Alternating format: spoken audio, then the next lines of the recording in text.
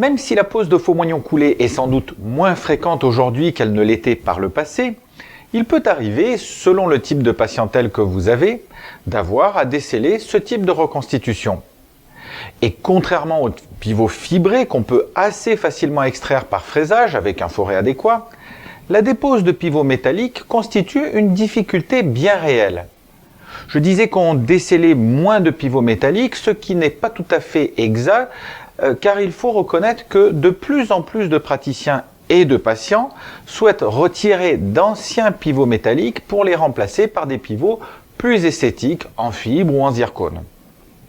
Or, il faut bien prendre conscience que la seule présence d'un pivot dans une racine affaiblit considérablement celle-ci et peut provoquer sa fracture.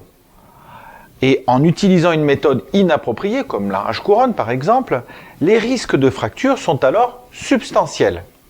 Il existe bien un ou deux dispositifs permettant de déceler les faux moignons efficacement en limitant les risques de fracture, mais la plupart des praticiens s'accordent pour dire que leur mise en œuvre est complexe et longue.